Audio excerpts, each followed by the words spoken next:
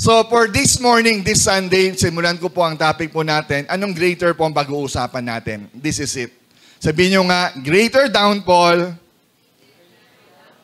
Pakita mo nga dyan. Then, greater comeback. Ayan, parang hindi greater naman yung ano. Greater downfall, greater comeback. Sino po sa inyo gusto ng greater comeback? Gusto natin mag-comeback or mag-bounce back tayo. Tama, bumalik tayo ng mas malakas. Gusto natin yan eh. Sino naman sa inyo yung gusto ng downfall? Wala, ayaw nyo ng downfall. You know what? Actually, wala pong mangyaring comeback. Kasi walang mangyaring comeback kung di po natin mararanasan yung downfall. Tama po ba? Kasi dapat may comeback ka. Bago ka magkaroon ng comeback, nanggaling ka na sa downfall. Are you with me? At lahat po tayo, ayaw natin ng downfall, sa totoo lang. Ayaw natin mahulog, ayaw natin sumablay, ayaw natin mabigo, ayaw natin mag-backslide, ayaw natin manghina, or tumalikod, or lumayo sa Panginoon. Kasi lahat ng yon ay downfall. Pero kahit ayaw po natin, you know what? Dumarating po minsan sa buhay po ng mga Kristiyano, sa lahat ng tao, na tayo po ay bumabagsak or bumagsak. Mahulog. Paano mahulog? Mahulog sa tukso, or malamig, manghina, magsawa. Nag-ausap? Sino may asawa rito? Yeah. Nagsasawa na ba kayo? Oo, so, ibig sabihin, sa parte po ng buhay po natin, dumarating po talaga na tayo ay minsan nanlalamig. Pakihawak mo nga yung kamay ng katabi mo. Malamig ba? Mainit. Yan, buhay pa yan pag mainit yan. Tama? So, dumarating po yung panlalamig, dumarating po sa buhay po natin yung panghihina. Tama po ba? Sino ba nakakaramdam niyan na tayo minsan ay maganda naman yung panahon, pero bakit tinatamad ka? Naranasan yung parang tinatamad. Kaya na ang problema, isang linggo ka nang tinatamad. Okay lang yung tamarin ka minsan kasi puyat ka. Pero yung araw-araw, lagi kang tinatamad, parang may something, parang may mali. Tama ba? Nararanasan nyo ba yan na parang hindi, I'm not okay. Okay lang not to be okay. Just for a while, pero kung lagi kang hindi ka okay, may problema tayo. Nakarinig na ba kayo? Hindi lang po ordinary Christian po ang sumasablay. Even leaders, minister, pastor po ay nakakaranas din po ng downfall. Even great leader. Kung mababalitaan nyo po, may mga pastor din, mga leader ng simbahan na kung saan nababalitaan natin, nahulog. Saan nahulog? Hindi sa hagdan. Nahulog sa adultery o sa babae. Tama po ba? Madalas mga leader ng simbahan, ayan ang number one downfall niyan, mag-fall into sin because of adultery. Amen po ba? Buti nila yung mga pastor natin dito, mababait. Talagang faithful. Yan. Okay? Who else? Diba, nakikita natin mga leader ng simbahan, kahit alam natin yung pagkatao, mabuti, maayos. Pero minsan, nabalitaan natin, nakakulong na siya. Bakit nakakulong? Na-involve sa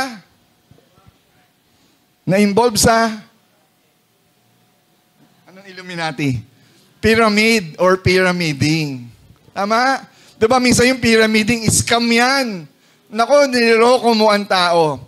Sabihin po natin na yung leader na yon o ang pastor na yon, walang intensyon manloko. Basta ang gusto niya lang ay power. Diba? Gusto niya, laging good morning, laging blessing.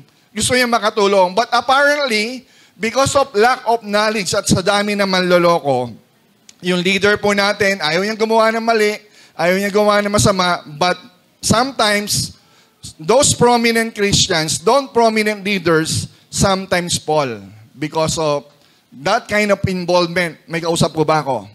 Kristiyano pero nai-involve pa minsan. Hindi ko alam kung minsan. Baka na-involve pa sa mga ghosts. Yan, di ba? Alam natin yan. Alam natin Kristiyano, pero involved sa ghost project. Nakakarinig tayo ng mga ganyang balita. Babalita pa lang, hindi pa sigurado. At wag na natin dagdagan, hayaan na natin na husgahan sila ng ating pong batas, imbestigahan sila, bahala na sila. Wag na tayong makialam sa kanila. Pero naririnig po natin yung mga balita na yon. You know what? Ang pangit na kwento, masakit marinig. Kasi Kristiyano Kristiyano nakaranas ng rape, ng gahasa, si mentor, si leader. Hindi dito na permiso nakakarinig tayo. But, ang pangit, but it happened. Sabihin niyo, it happened. Nangyayari po yan. At baka isa rin tayo, probably isa tayo, doon tayo sa nanghuhusga sa kanila. Ganyan ba yung mga na yan? Ganyan ba yung mga tao na yan? Ganyan ba mga umaatin ng simbahan? Ganyan ba mga nagbubukas ng Bible? Ganyan ba ang mga Kristiyano? And it hurts us. Why? Kasi tayo Kristiyano rin. Kaya sabi ko, hindi po perpekto. Bagamat sila nagkamali, malalaking pangalan, malalaking tao, they are prone to error, prone to sin. At hindi po tayo exempted. May kausap po ba ako? Kaya kung dumating man sa atin, yung bagay na nararanasan nila, kung yun ay dumating sa atin, ang tanong, kaya ba natin?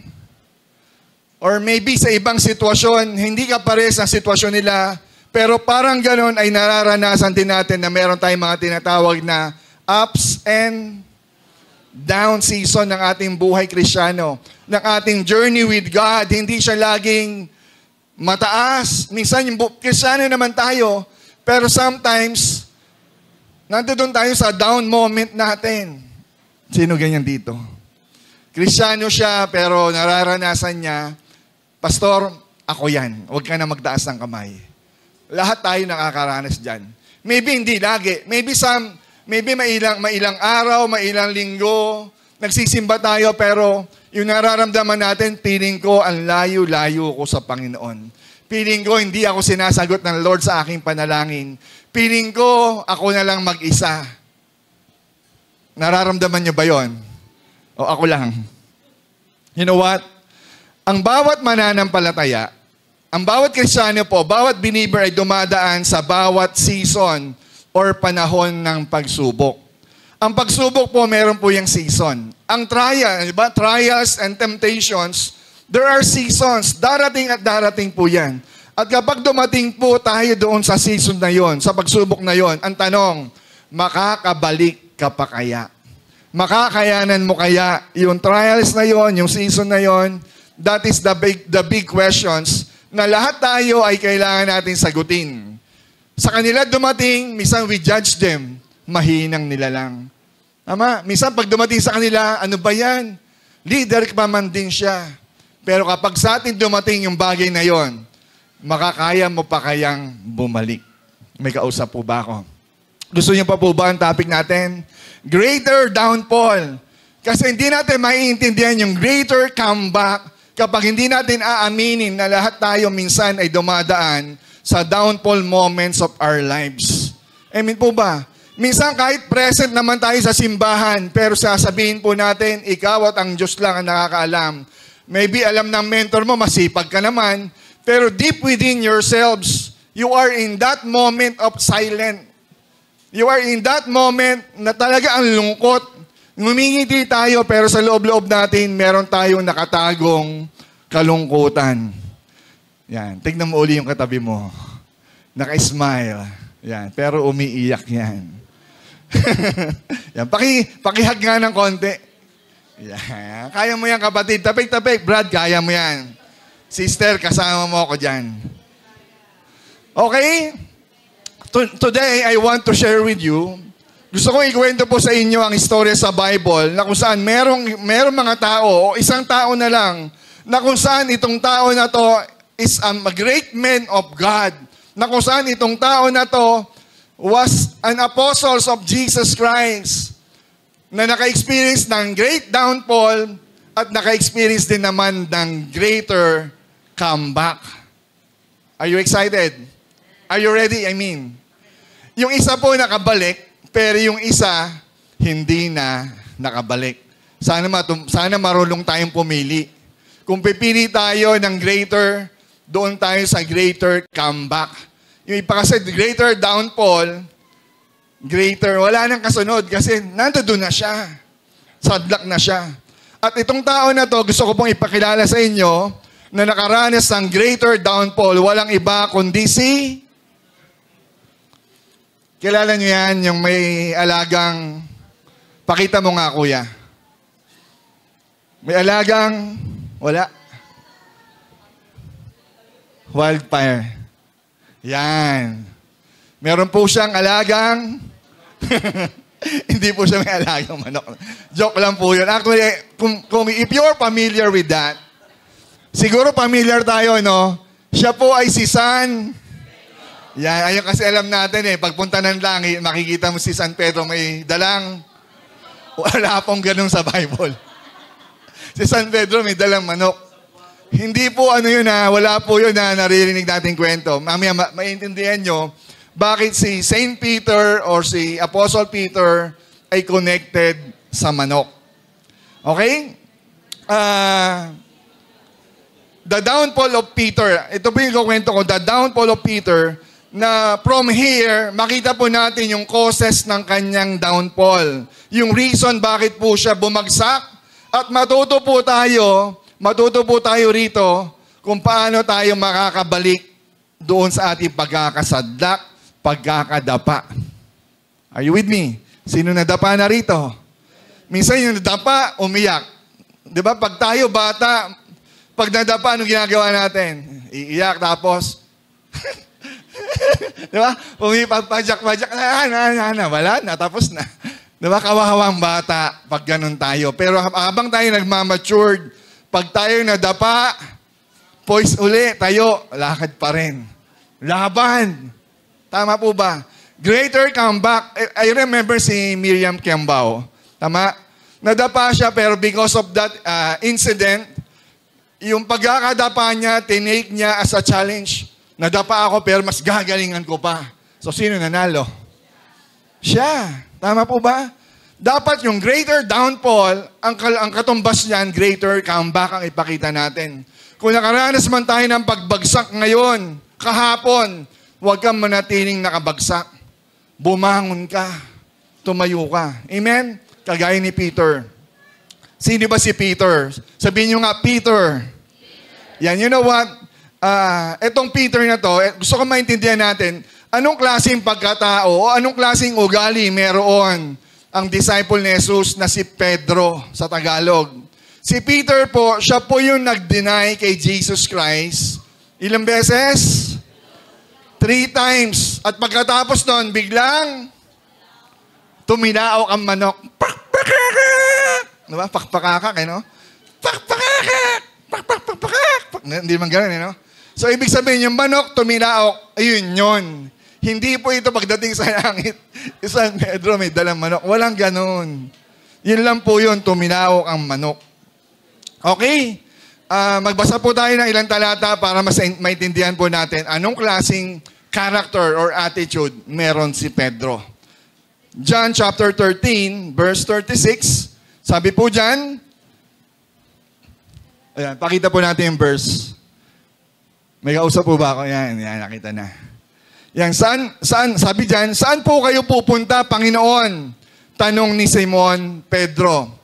Sumagot si Jesus, sa pupuntahan ko hindi ka makakasunod ngayon.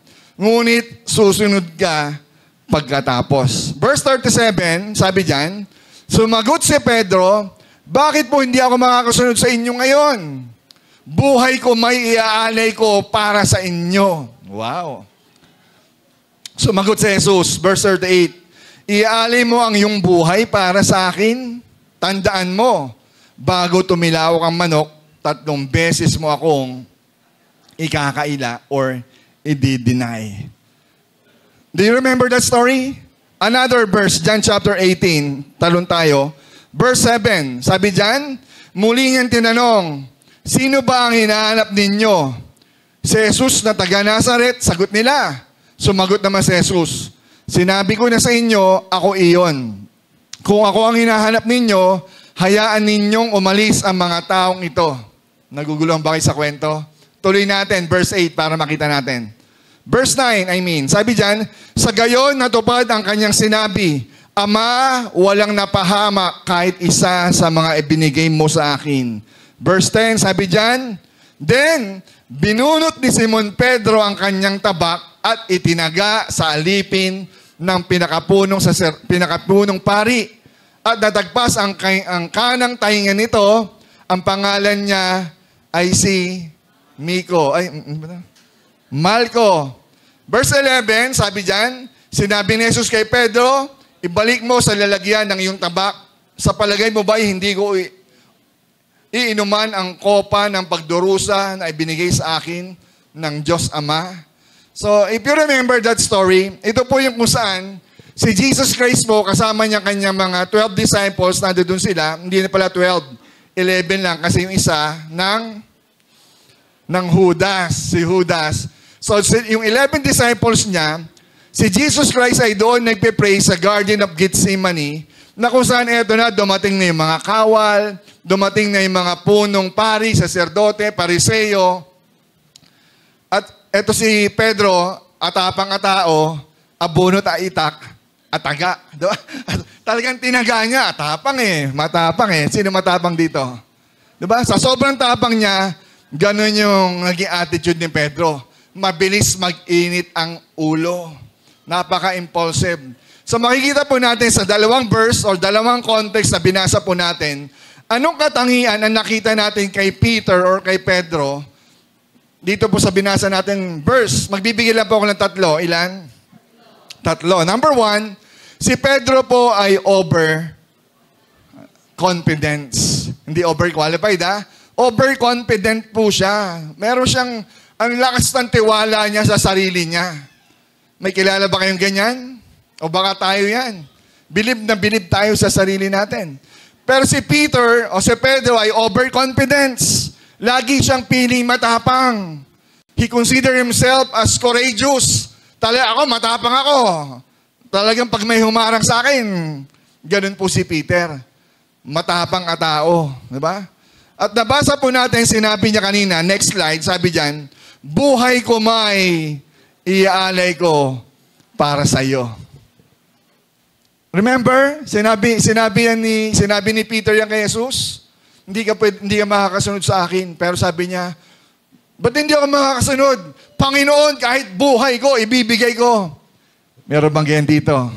Sinabi niya sa misis niya, pag ako na pang-asawa mo, buhay ko, ibibigay ko.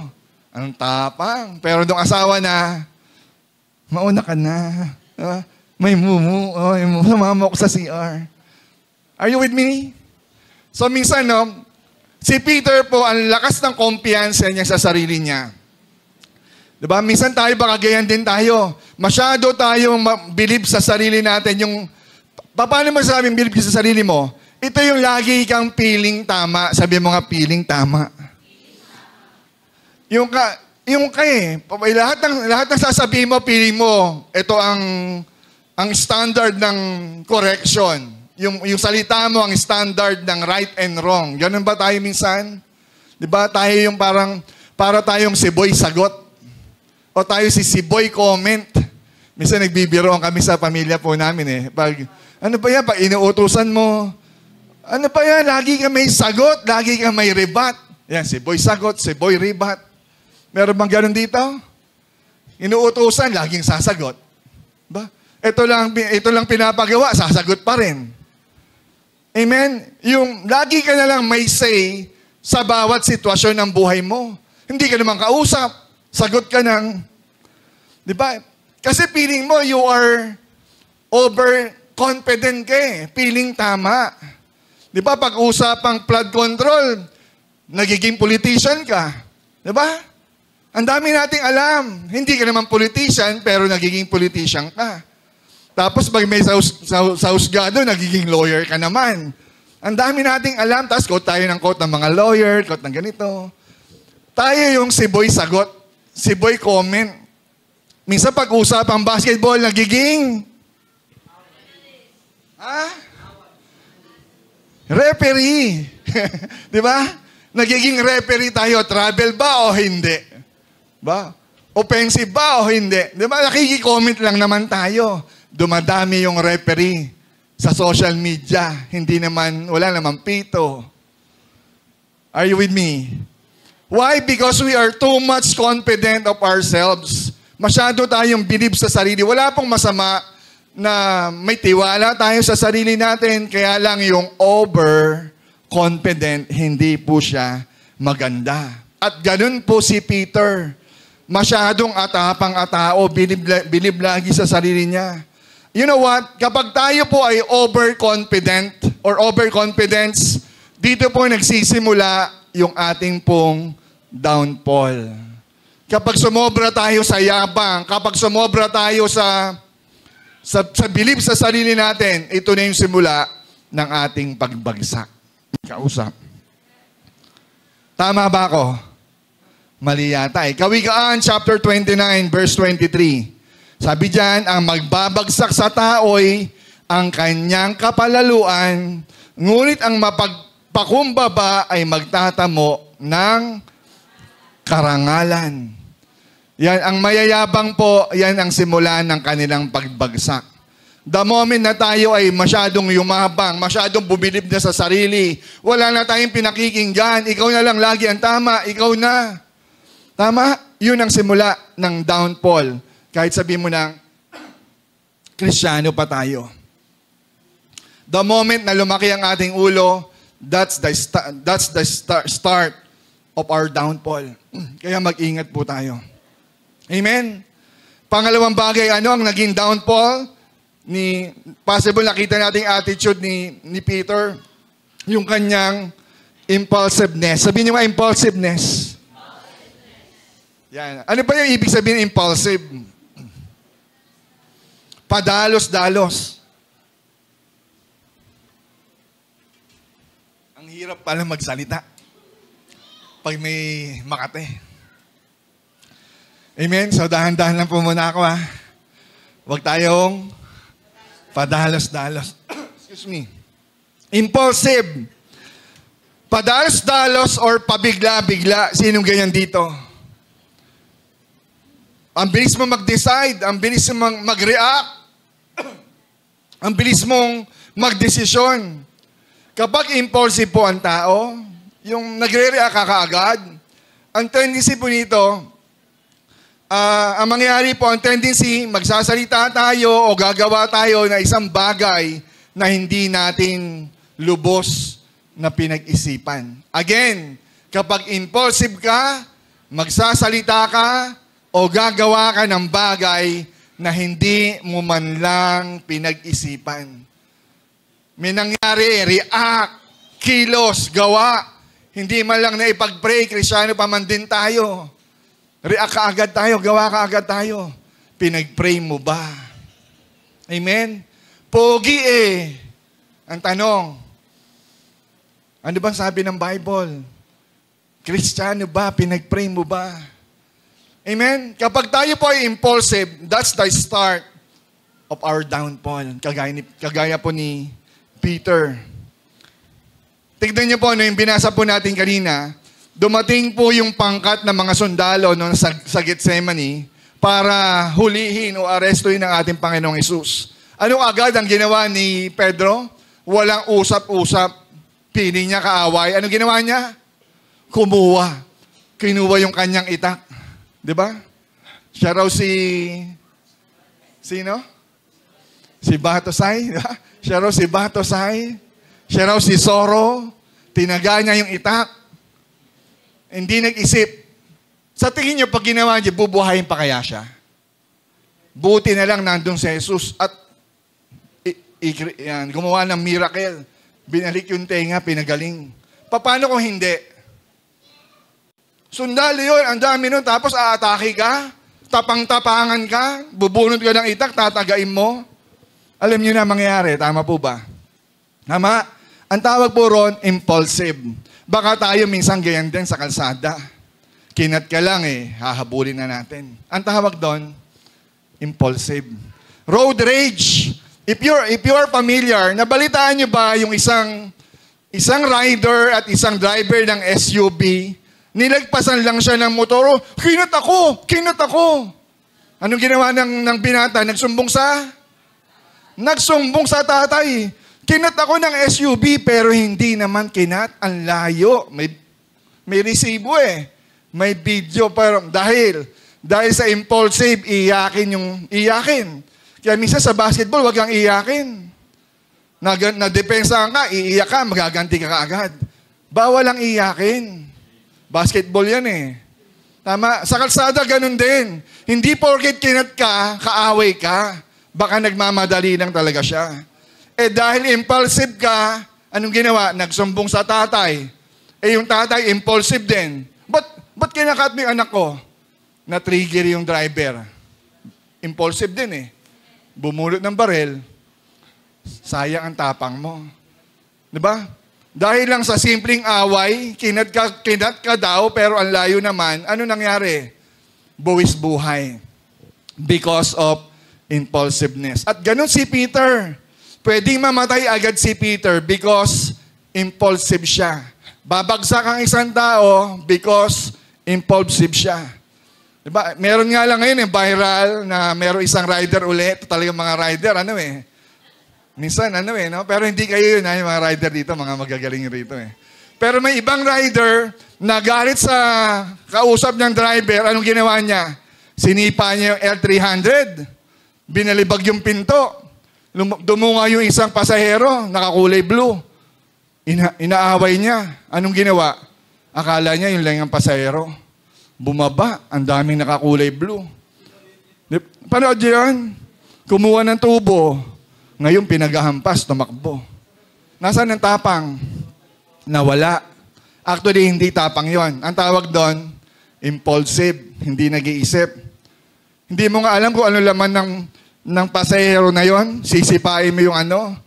Anong kinalaman ngayon ng ginawa mo? Tama? Yung pagiging impulsive natin, minsan tayo nagiging kamote. Are you with me? So, iwasan po natin maging matapang. Iwasan po natin maganda po ang pagiging matapang. Ibig sabihin, yung overconfident tayo, yung masyado tayong impulsive sa kalsada, impulsive din tayo minsan sa loob ng bahay natin. Di ba? Mag-ingat po tayo. May kausap po ba ako? Kaya nga advice ni James, sabi niya po ni James, sa James chapter 1 verse 19, "Know this, my beloved brothers, let every person be quick to hear, but is slow to speak, and is slow to become angry or anger." Kasi kung mahinaon ka magsalita,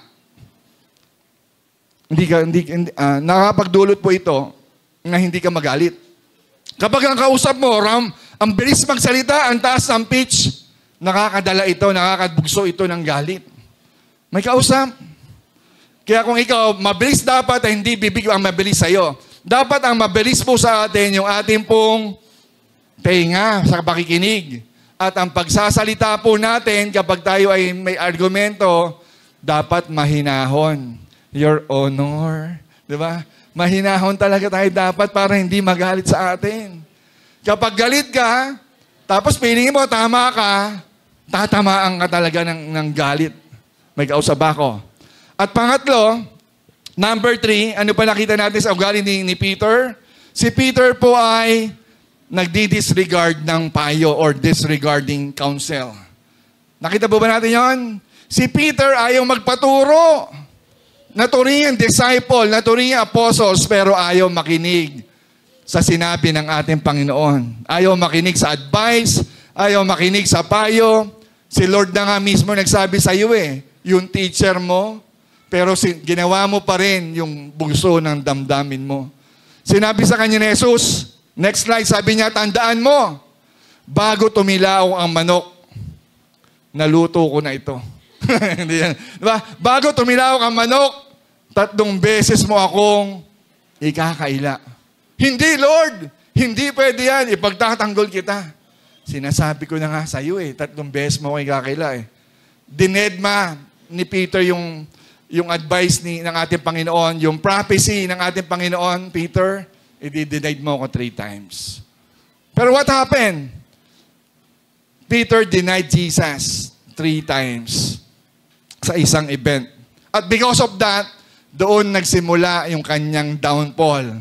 Pinasok na siya ng shame, pinasok na siya ng guilt. Are you with me?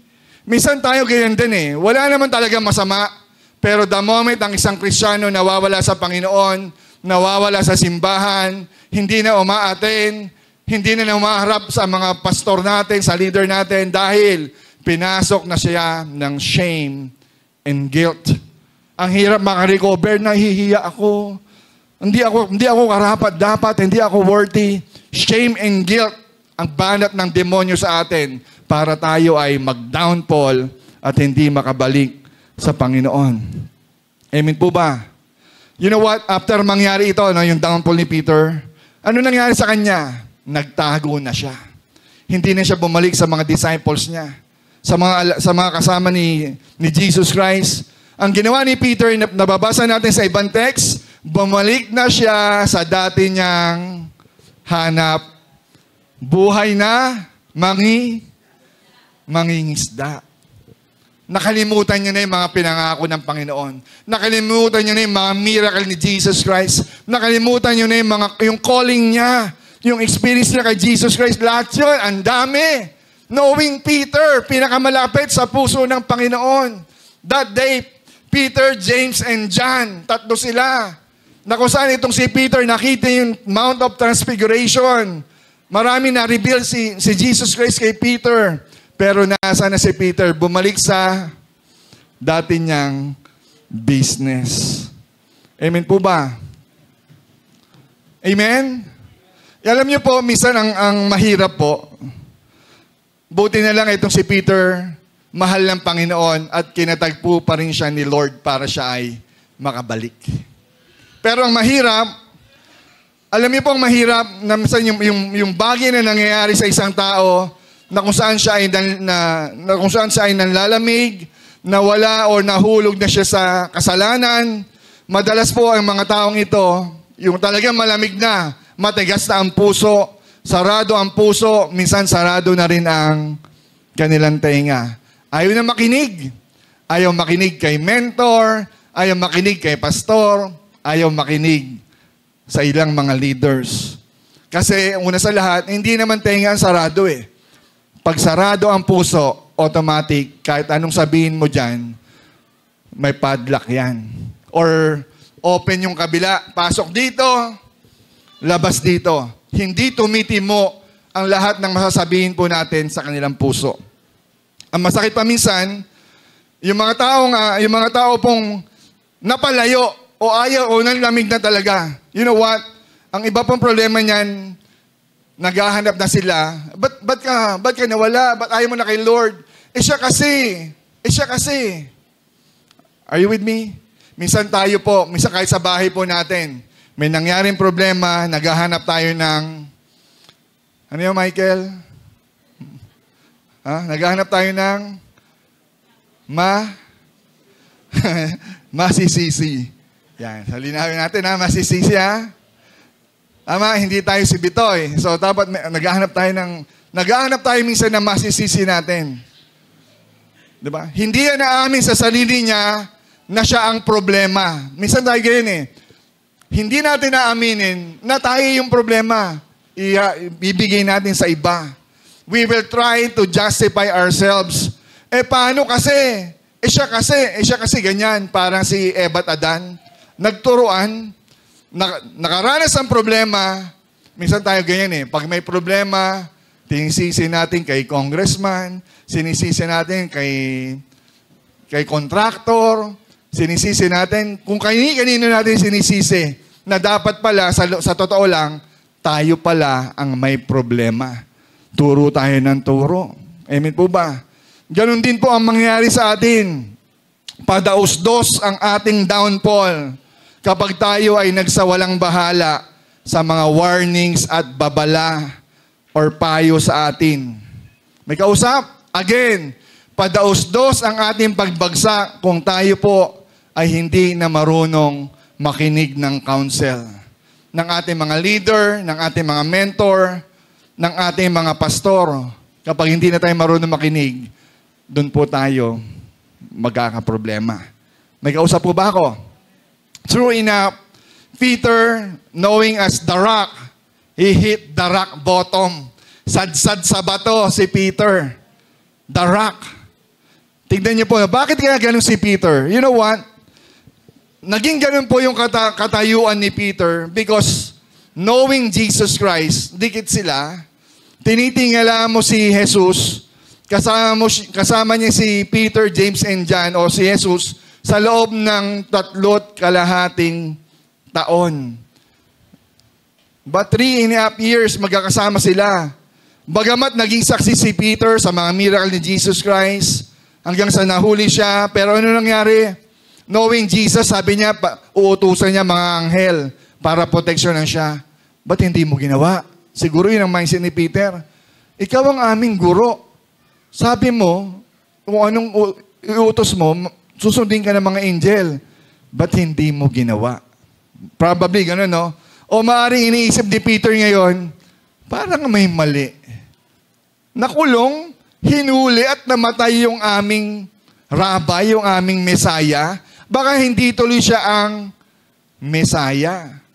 Baka hindi siya ang Mesias na pinapangako, na pinapangaral ng mga propeta. Baka nagkamali tayo. Probably ganun yung mindset ni Peter. Na parang biglang gumuho ang kanyang paninindigan, biglang gumuho ang kanyang statement of faith dahil nawala, sumigaw si Miko. dahil nawala yung kanyang amo, nawala yung kanyang leader, yung kanyang mentor. Gumuho ang mundo ni Peter. May kausap ba ako? Baka tayo ganun din. Sa kabila po ng ating mga sitwasyon, Lord, parang wala ka naman dito. Ayoko na magsimba. Ayoko na umaten. Kasi parang wala ka naman. Baka katulad tayo ni Peter. Maaring nalilito tayo sa mga nangyayari ngayon. Si Peter nalilito, nagkaroon ng matinding takot, na hindi na siya, wala na ang kanyang Panginoon, natatakot na siya sa sarili niya, so aalis na lang siya, babalik na lang siya sa dati. Amen po ba? Naintindihan po yung kwento ko? Kaya nung tinanong si Peter ng mga leader ng simbahan, mga Pariseyo, di ba? Ang bilis-bilis niya sumagot, hindi ko siya kilala. Isa. Pumunta si Peter sa ibang grupo. Kilala kita. Di ba kasama ka nung Jesus? Hindi ko kilala yun, ha? Who's that person? No? Naging lista, no? At yung kauli-hulihan sa ibang translation, nagmura pa para sabing hindi Kristiyano. Di ba? Nagmura, no? Are you with me? Baka tayo minsan ganyan para sabihin hindi kami connected, hindi ko kilala yan. Nag-iiba tayo. May kausap ba ako? So now, mabilis lang. Mabilis lang po ito, promise. Ano ang naging downfall?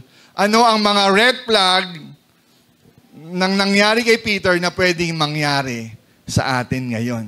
Ano ang posibleng maging downfall ni Peter na pwede rin maging sanhi o red flag natin ngayon? Are you ready? Sabihin nyo nga, 4D.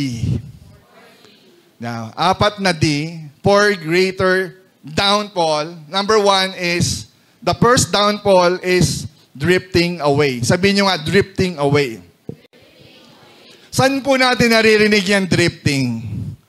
Baka alam nyo, sa drifting, hindi po yan naunang word na salita sa car drifting na kung saan kumakaskas yung mga gulong, siraan ng mga gulong.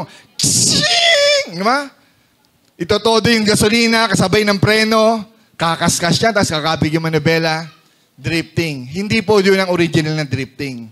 Ang original na drifting, na kung saan namamangka ka.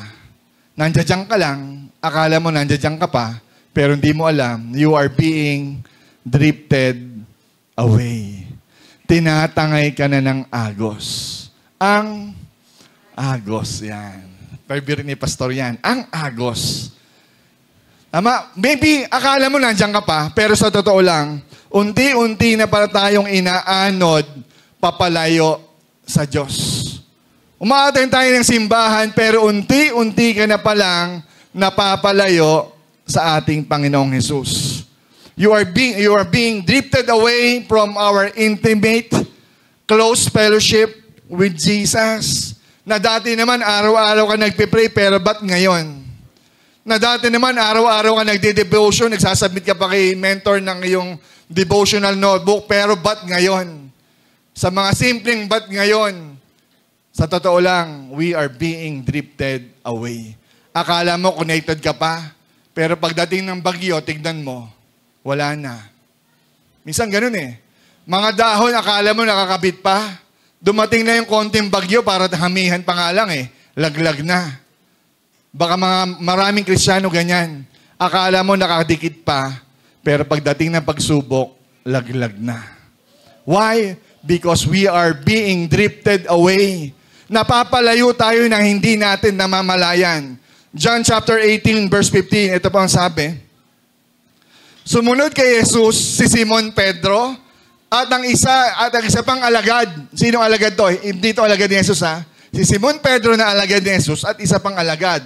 Ang alagad na ito ay kilala ng pinakapunong pari. Kaya't nakapasok siyang kasama ni Jesus hanggang sa patio ng bahay ng pinakapunong pari, saserdote.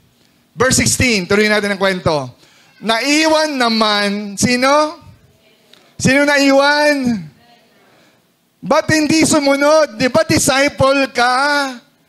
Di ba Christian ka? Alagad ka, Peter? Bakit yung isang alagad doon? Hindi alagad ni Jesus, pero pumunta ron. Pero ito si Peter, naiwan si Pedro, saan daw? Ayan, kaya mag-ingat tayo, yung mga tao dyan sa labas. Di ba, pag message na, pumasok para makinig ng mensahe. Kaya sa anniversary, diba, pag oras na ng mensahe, lahat ay kailangan makinig. Baka tayo ay naiwan, katulad ni Peter, doon sa labat niyang pinto. Sa labas ng pinto. Diba? Kaya lumabas ang alagad na kilala ng pinakapunong pari, kinausap ang utosang babae at na nagbabantay sa pinto at pinapasok si Pedro. Uy, kilala ko to. Pedro, pasok! Kilala kita, halika rito. Napagpanggap ka. Alagad ka. So nakita po natin dito yung naka-highlight. Makikita natin na sinundan ni Peter si Jesus, kaya lang sa malayo. Sunod ako. Diba? Pero siya ay naiwan sa labas lang ng pintuan. Ba't hindi ka pumasok? Alagad ka eh.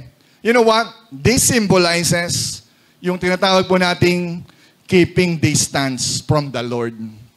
Lumalayo na tayo. Tingnan mo nga katabi mo. Katabi mo pa ba? Para lumalayo ka na. Kanina dito ka na. Dito ka lang. Ngayon, ang layo mo na. You know what? Yung keeping distance mo ng kwento na to, ang tawag po rito, ito po yung nagpapahiwatig, figuratively, ito po yung nagpapahiwatig na tinatawag natin, feeling safe. Sabihin nyo nga, feeling safe. Yan. Pero sabihin mo sa katabi mo, hindi ka pa safe. No? Pero tayo, feeling safe tayo eh. Kasi ayaw natin mabrand tayo ng, kakilala ko yan eh. Anong ginagawa natin? Sige, dito lang sa pinto. Pag oras ang problema, hindi ko kilala yan. Ganyan ba tayo? Pag blessing, kasama tayo, pero pag hirap na, hindi ako kasama dyan. Ang tawag po roon, feeling safe. Pero hindi ka pa safe. You know what? Si Peter, pinakamalapit sa Panginoon. Kasama lagi siya sa inner circle. Lagi nababanggit, Peter, James, and John. Peter, James, and John. Laging sila yung kasama. Paborito ni Jesus si Peter. Naka-witness ng mga important events ng Lord. Binuhay yung mga patay. Nakagaling ang may sakit. Si Peter, ang number 1 nakakakita dyan. Talagang dikit yan. Alam niya ang buong pangyayari. Pero, sa oras ng problema, ba? Ano nangyari? Nawala, nabura lahat yung kanyang experience kay Jesus. Nagkalimutan na. Ba? Pagdating ng problema, pagdating ng pagsubok, nasusubok din yung ating pong pananampalataya, ang ating relasyon sa Panginoon Hesus. Tayo ba sa panood ng, pag tayo ba may problema, dikit pa ba tayo kay Lord? O pag may problema na, lalayo na tayo kay Lord? Doon tayo nasusubok. Kaya si Lord, sa totoo lang, inaalaw ni Lord na magka-problema kayo. Tayo. Hindi dahil gusto niya tayong pahirapan, kundi para matest kung tayo ay dikit pa ba, tapat pa ba sa Panginoon. Amen po ba? Kapag ngayon po, I don't know your pinagdadaanan nyo ngayon, no? Kapag tinuon po nyo ang inyong pansin sa kalagayan nyo ngayon, baka probably sasabihin nyo na mamagnify lang lalo yung problema ko, lalo lang lumalaki. At ang nangyari kapag lumalaki ang problema, si Lord ay lumiliit. Kasi minamagnify mo yung problema eh. Nag-aaway kayo sa bahay, wala na naman tayong pagkain. Nako, yung kuryente natin, eto na, due date na, katapusan na naman, pumasok na. Nandiyan dyan naman ang mga bayarin. Kaya si Lord, lumiliit. Diba? Yung problema mo, lumalaki. Baligtad. Sa oras ng problema, dapat si Lord lumalaki. Pero dahil sa problema, mamagnify. Problema na tayo, wala na tayong pag-asa. Minamagnify natin ang problema. May kausap ako. Diba? Nawawala ang Lord, kaya madali na lang natin isipin na dumistansya na lang muna. Ganyan tayo minsan eh. Napapansin niyo ba yon? Bakit wala si brother? Bakit wala si ano? Busy lang. Pero sa totoo lang, merong problemang hindi nasisettle. Nawawala ang isang tao sa Panginoon. Ang manifestation niyan, nawawala rin sa gawain sa Panginoon dahil merong siyang hindi nasisettle. Ang tawag po ron, drifted away. Nandiyan tayo, pero sa totoo lang, malayo na tayo sa Panginoon. Because of money problems, financial issues, nawawala sa Panginoon because of love life. Kasi si boyfriend eh, kasi si girlfriend, ganyan eh. Kasi hindi ako pinapansin ng isang kapatid sa simbahan, hindi na ako atin, mga personal problems, ang daming reason, pero ginagamit mo yan para ikaw ay madrip away. Nagpapadala tayo sa emotions natin. Tatamarin ka na umatin ng church, tatamarin ka na umatin ng live group kasi feeling mo, eto ang feeling ko eh. Tulad tayo ni Peter, nakalimutan na natin yung mga ginawa ng Lord. Kaya babalik na lang tayo sa dati. May kausap. Amen po ba? Naintindihan po ba ako? Yung simpleng hindi pagdalo, hindi mo alam, we are being drifted away. Hanggang sa makasanayan na po natin. Minsan okay lang yung isang beses. Okay lang. Emergency, kailangan may ibang importanteng lakad. Okay lang yon. Pero kung madalas mo siyang nagagawa, nakakasanayan mo na siya, and that is dangerous to your health. Amen po ba? Pangalawang bagay, anong D? Second D is what we call dangerous associations. Mga dangerous na samahan. Diba? Kaya mahirap yan, mga association na yan eh. Anong tawag dyan? Diba? Mga grupo ng mga, huwag na nga, ano ba yan? Dangerous association. John chapter 18, verse 17. Ito ang sabi. Si Pedro'y tinanong ng babae, hindi ba't isa ka sa mga alagad ng taong yan? Hindi. Sagot ni Pedro, hindi ah. Verse 18. Maginaw noon, kaya't nagsiga ng uling ang mga utusan at mga bantay. At nagumpukan sila sa paligid ng apoy. Wow, bonfire. Upang magpainit. Anong sabi dyan? Naka-highlight? Hindi ganun yan ha. Nakisama, nakihalo sa kanila si Pedro. Tumayo roon at nagpainit din. Diba? Simple lang. Ako po minsan yen ako eh. Kasi ako po ay batang bilyaran po ako. Kristiyano na ako. Minsan nga tumatayo na ako sa pulpito eh. Pero alam nyo ba, na kahit Kristiyano pala, na prominent, na alam ng tao mabait ako, pero nadala rin ako, nakipagpustahan din ako ng malaki. Bakit? Anong ginawa ko? Nanood lang. Tumambay lang. Wala raw siyang kalaro, hinamon ako, retired na ako ron. Pero nanalo ako. Pinartidahan ko pa. Panalo na naman ako. You know what? Nagsusugal na ako na hindi ko alam, akala ko okay lang, nagsusugal na ako ng malaking pustahan. tumatayo ako rito, ha? Nakikita niyo po, hindi porket pastor o leader ay hindi pwede matukso. Nagtitiwala tayo sa tao pero sa demonyo hindi. Bakit? Nakihalo ka eh. Nakinonood ka lang eh. Sa susunod, tataya ka na. Kaya mag-ingat po tayo. Baka tulad tayo ni Peter. Nakisama lang, nakihalo lang. Kaya mag-ingat po tayo sa mga taong sinasamahan natin. Amen po ba? Ang goal po natin mga Kristiyano, dapat ano lang gagawin natin? Ang goal, papalapit kay Lord. Kung ang ginagawa mo, tayo ay papalayo, iba yun. Dapat lahat ang gagawin, papalapit sa Panginoon, hindi papalayo. Si Peter nasaan? Nagpapainit. Diba? Nagpapainit kasama ng mga utusan, ng mga bantay na nag-uumpukan doon sa bonfire. Diba? Sino ba itong mga bantay na to? Sino ba yung mga bantay? Sila yung umaresto kay Jesus. Therefore, again, figuratively, ito yung mga taong hindi mo kaparehas ng paniniwala. Sinasamahan mo yung mga taong madalas mong kasama na hindi mo naman kaparehas. Diba kung ikaw ay sangre, sila ay mga ordinaryong tao. Tayo po, pare-parehas po tayong tao. Pero naging distinct tayo dahil meron tayong relasyon sa Panginoon. Amen po ba? Yung sumama ka, nakisalamuha ka sa mga taong hindi mo katulad, sa mga, di ba? You know what? Kapag tayo po sumama sa mga taong hindi mo kaparehas, sa sandaling tayo ay vulnerable or tayo ay may sakit o sugat or tayo ay mahina, delikado po yun. Sa oras na tayo ay nangihina, tapos ang sasamahan mo, mga taong hindi mo kaparehas ng pananampalataya, delikado po yun.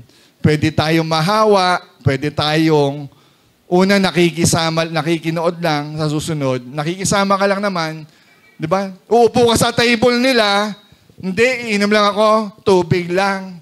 Sila umiinom ng mga beer, sa susunod yung beer mo, konti, dagdagan mong konti. Dagdagan mong konti, sa sunod, umiinom ka na.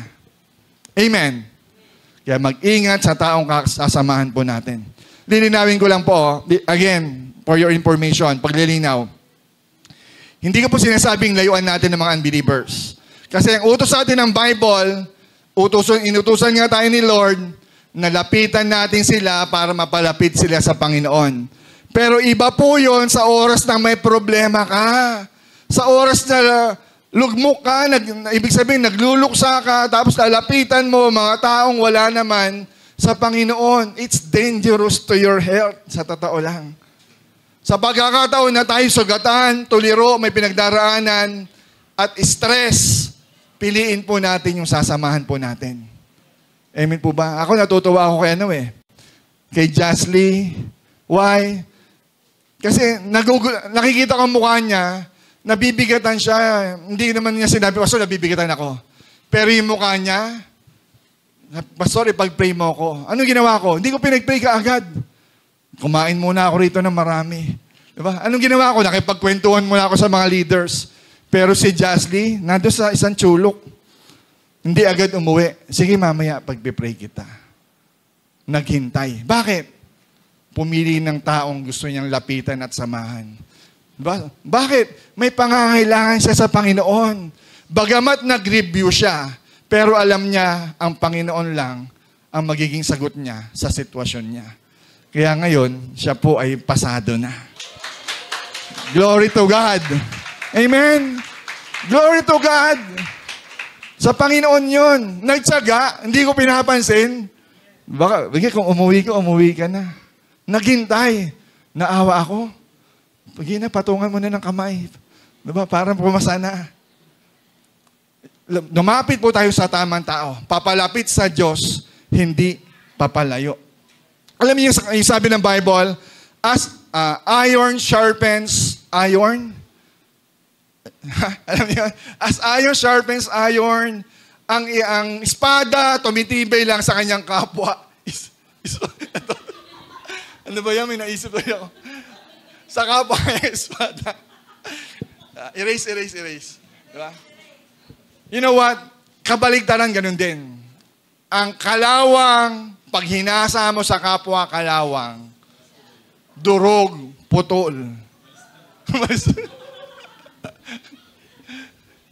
Tama? Michael, wise ka.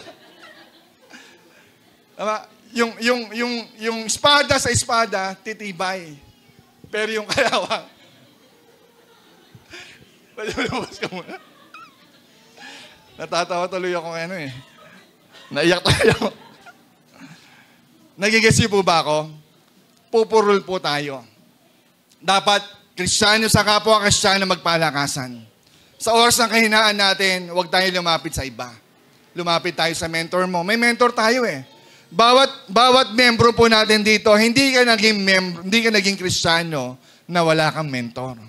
Automatic, binibigyan tayo ng mentor para tulungan tayo. Minsan may mga bagay tayo sa buhay natin na hindi natin kayang ikwento kasi nahihiya tayo. Pero anak, mga kapatid, meron kang mentor. Kung feeling mo parang hindi ako maiintindihan ng mentor ko, meron pa tayong pastor. Lapit po kayo sa akin. Kung di po kayo maintindihan lapit kayo kay Lord. Amen po ba? Iron sharpens iron. Doon lang po tayo lumapit. Huwag na sa iba. Amen? Kung chismosa, lalapitan mo, magiging chismosa ka. Diba? Pag sumama ka sa mga contractor, magiging, diba? Yayaman ka, mukha ka rin contractor. Kung sugarol ang sinamahan mo, magiging sugarol ka. Kung sinamahan mo mga poging pastor, nagtitimpla ka rin ng kape. Diba? Magiging pastor ka. Kaya sabi nga natin, kung sinong kasama mo, nakakamukha mo. Amen? Magsasama kayo sa dapat nyong samahan kasi makakamukha mo yan. Diba? Ang isang nagbabagang uling, ilayo mo sa uling na walang apoy, ano mangyari? Kahit nagbabaga siya, mamamatay siya. Ang Kristiyano ganun din. Ang Kristiyano nag-aapoy na siya lang mag-isa. Bukas wala nang apoy yan. Bakit? Inalis mo sa kapwa Kristiyano eh. Kung gusto po natin manatiling matatag, nag-aapoy ating pananampalataya, sasabihin ko sa inyo, kahit wala kang apoy ngayon, magdidikit ka sa kapwa mo Kristiyano, sooner or later, hindi mawawala ang apoy mo. Kasi why? Mas malakas ang apoy kapag sama-sama. Amen? Sa oras ng problema, huwag kang umalis sa kapwa Kristiyano mo. Magdidikit ka sa mas malalakas. Ibig sabihin sa mas lumalapit sa Panginoon. Huwag kang lumayo kasi the moment na hiniwalay mo yan, may baga ka, umalis ka, tanggal ang apoy mo. Ilang segundo lang. May kausap. Tuloy na natin, tapusin na natin. Number 3. Pasensya na po kayo, na-excite lang po ako. Number 3, denial. Sabihin nyo nga, denial. Verse 25, sabi dyan, habang nagaganap ito, si Simon Pedro ay nakatayo at nagpapainit rin sa tabi ng apoy. Siya ay tinanong ng mga naroroon, hindi ba't alagad ka rin ng taong iyan? Ipinagkaila ito ni Pedro, hindi, sagot niya. Verse 26, sabi dyan, next slide. Tinanong naman siya ng isa sa mga utusan ng pinakapunong pari at kamag-anak ng lalaki na tagpasan ng tenga, hindi ba't nakita kitang kasama ni Jesus sa halamanan, sa Garden of Gethsemane? Muli, sa verse 27, muling ikinaila ito ni Pedro at agad tumilaok ang diba? Tumilaok ang manok. Denial. Ba? Alam naman natin ang denial sa Tagalog ay pagtatwa. Ibig sabihin, hindi ko kilala yan. Dininay natin. You know what? Ang spiritual denial, hindi physical denial, spiritual denial, pwede nating sabihin na ito ay lantarang pagtatwa o paglayo sa sarili natin kay Kristo. Hindi man tayo umalis physically, pero yung ating pagtatwa, yung ating denial, nagagawa natin ito spiritually, sa salita, at sa gawa. Si Peter, ganun ang ginawa eh. Physically, lumayo siya. No? Literally, yung bibig niya, hindi ko kilala yan. Nakita niyo yung development? Nagsimula yung pagbagsak ni Peter sa pagdistansya niya palayo hanggang sa pagsama niya sa mga hindi niya kaparehas. Diba? Hanggang sa dininay niya na si Jesus Christ 3 times. Ano makikita po natin dito? Kung sasabihin po natin matatag tayo, matibay tayo sa Panginoon, pero kapag under pressure na, naiiba ang usapan. Peter was under pressure 3 times. Kilala kita. Minsan tayo ganyan din. Dinidinay natin ang Panginoon kapag tayo ay under pressure. Under pressure. Ba may kanta nun? Tama ba? Luma na, no? Ay, si brother, naintindihan ako. Ayan. Hindi ko kilala kung siya kante. Basta under pressure. Nakita niyo yung tono. Under pressure. You know what? May mali na tayong ginagawa, pero ayaw pa nating aminin. We deny. Nanlalamig na tayo, nanlalamig ka na. Ilang Sundays ka nang walang devotions, ilang Sunday na tayo hindi nagda-life group, pero still, you deny. Hindi, okay pa ako, malakas pa ako, kaya ko pa to. Kristyano pa ako, nag-aapoy pa ako. Hindi nga tayo faithful eh. Diba? Maging sa ating pagbibigay sa Panginoon. Pero sinasabi natin, Lord, I love you with all my heart. With all that I have. Sa'yo yan. Pero yung, we deny. Diba? Minsan nga kahit kayo na eh. Pero sabi mo, hindi pa. Diba? Friends pa lang kami. You deny. Nakita ko kayo eh. Diba? Dinideny pa natin. Maraming Kristiyano ganyan. Eto na, may resibo na. Naka-deny ka pa. Nakita kita, may picture nga kayo eh. You deny. May ebidensya nga ako eh. You deny. Kung nabubuhay po tayo sa denial, malayo na tayo sa totoo lang sa Diyos. Yung Kristiyanong namumuhay sa denial, malayo po kayo sa Panginoon. Kailangan niyong aminin para kayo ay gumaling at mapanumbalik sa Panginoon. At pang-apat, samahan na po ako ng banda. Number 4 is distress. Sabihin niyo nga, distress. Yan. Ano yan? Distress na yan. Pagkatapos po yan ng... distress na ng gabi. Distress na ng gabi. Hindi po yun, no? Pag sinabi po natin distress, sabi po ng dictionary, distress is an emotional and spiritual pain that follows failure or, in this case, after sin.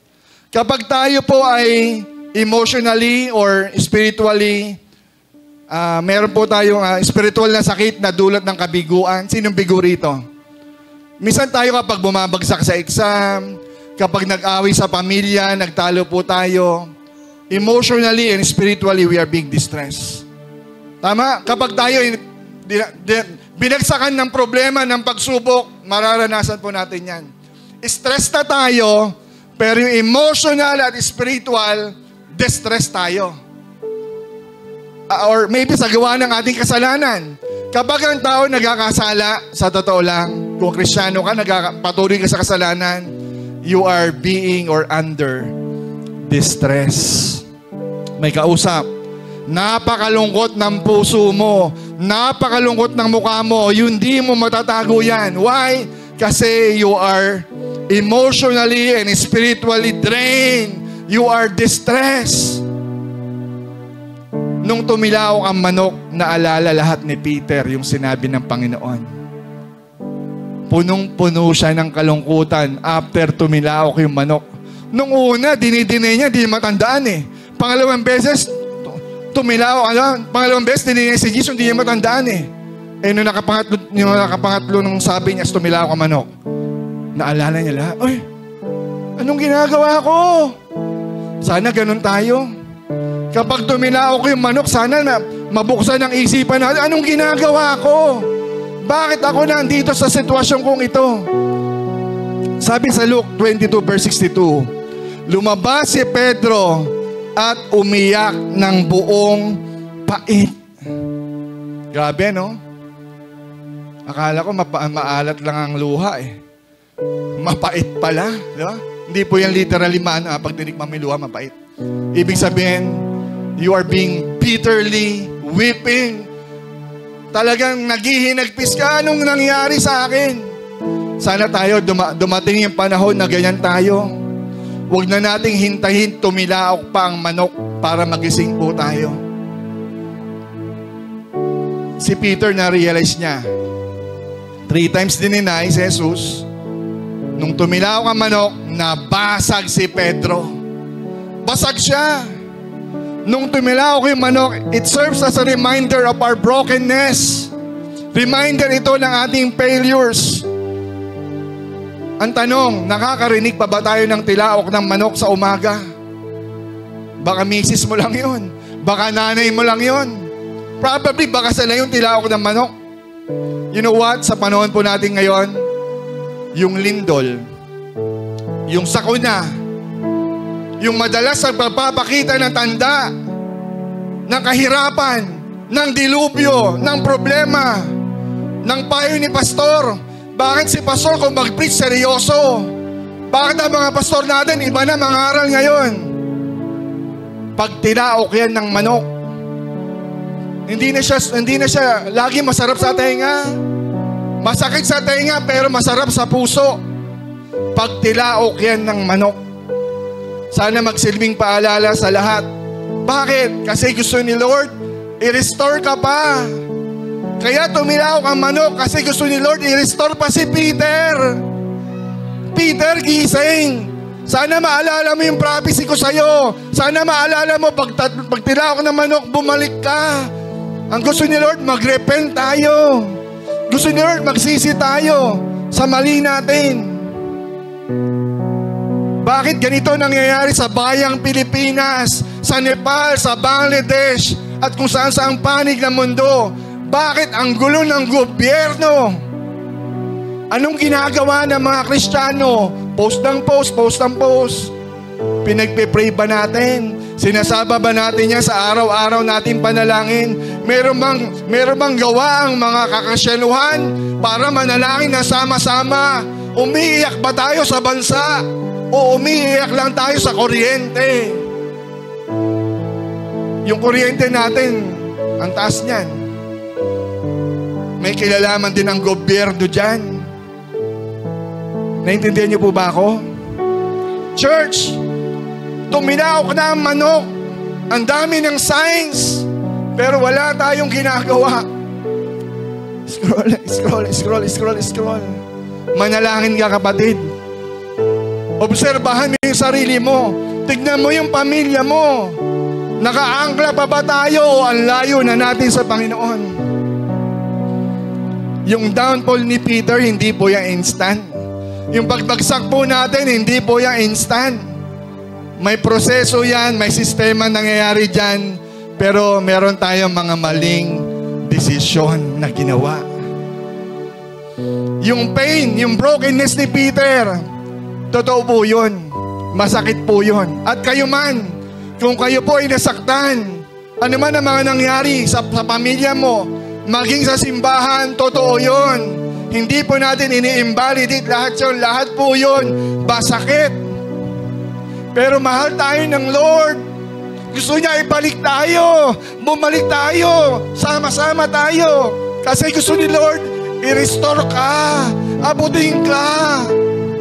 Tilaok ng manok. Your greatest downfall can become a stepping stone of our greater comeback. Amen po ba? Nararanasan mo yan para hindi ka ibagsak, kundi para sabihin ng Lord, anak, bumalik ka na sa akin. Hindi yung kanta ng Itchy Worms. Bumalik ka na sa akin. Bumalik tayo sa Panginoon. Handa ba tayong bumalik sa Panginoon? Sana ngayon pa lang, sa susunod na linggo, pagkatapos ng anniversary, bumalik tayo sa calling natin. Magkaya tayo ng tao. Gusto magligtas ng Panginoon pero wala tayong ginagawa. Ililigtas ko ang pamilya mo, invite mo, isama mo, yayain mo, kulitin mo. You are the voice of the Lord. At kapag tayo nasa problema ngayon, kung nagkakasala ka man ngayon, sasabihin ko po sa inyo, yung grasya ng Lord ay napakalaki hanggang ngayon. Punong-puno ng biyaya ang pagpapatawad ng Panginoon. Patatawarin ka pa rin niya, bumalik ka lang. Our God is greater than our sins. God is faithful, willing to forgive, willing to give more.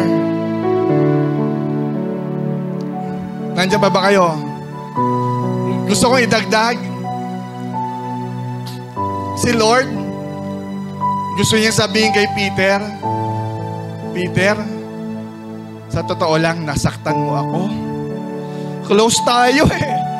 Close tayo dati. Pero dininay mo pa rin ako. Hindi once, hindi twice. 3 beses mo akong dininay. Masakit yun sa Panginoon. Sobrang sakit kasi close tayo eh. Kung di tayo close, pwede pa. Kaya lang close tayo. Malapit sa puso mo, makakaranas ka ng betrayal. Makakaranas ka ng denial. Whenever we fall or whenever we fail, sana maisip natin, nasasaktan ko ang Panginoon. Nasasaktan ko yung tatay ko. Nasasaktan yung nanay ko the moment na sumasagot tayong pabalang. Sana maisip natin, may mali tayong ginagawa. At ramdam ni Jesus yun. Kaya mapapansin nyo, bumawi si Lord. Tinanong niya si Peter, Peter, mahal mo ba ako? Opo, Lord, mahal kita. Ilang beses sinabi? Isang beses ba? Peter, mahal mo ba talaga ako? Opo, Lord, mahal kita. 2 beses ba? Ilang beses tinanong ni Lord? Ilan? 3, Peter, mahal mo ba talaga ako? Ano nangyari kay Peter? Umiyak. Lord, alam mo ang lahat. At si Lord, alam niya ang lahat sa atin.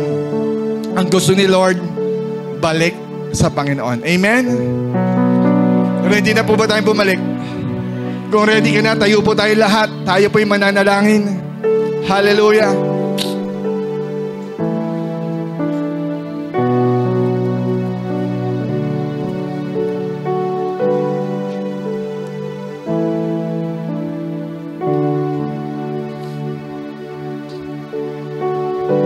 When was the last time na nasaktan mo ang Diyos? Kahapon ba? Nung 1 linggo? O madalas sinasaktan natin ang Panginoon?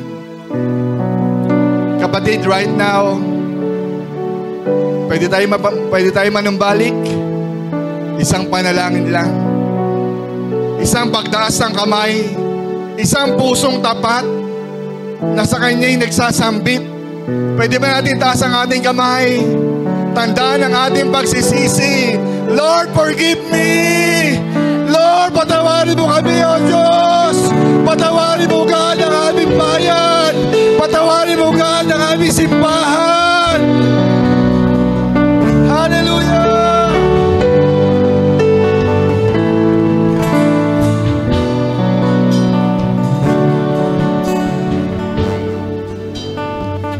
Lord, patawarin mo po kami.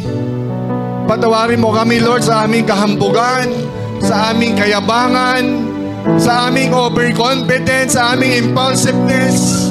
Patawarin mo kami, Lord, hindi kami nakikinig sa payo. At simula sa oras na ito, God, pagharian mo kami, God, ng iyong salita. Bigyan mo kami, Lord, ng apoy na nagbabaga para maglinis sa aming puso. Lord, panatilihin mo kami, Lord, na kaapoy. Lord, ang iyong salita, ang iyong iglesia, ang aming mga kapatid, ang aming mga mentor, ang aming mga pastor. Panginoon, gamitin mo sila, Lord, tilaok ng manok. Hallelujah, Jesus.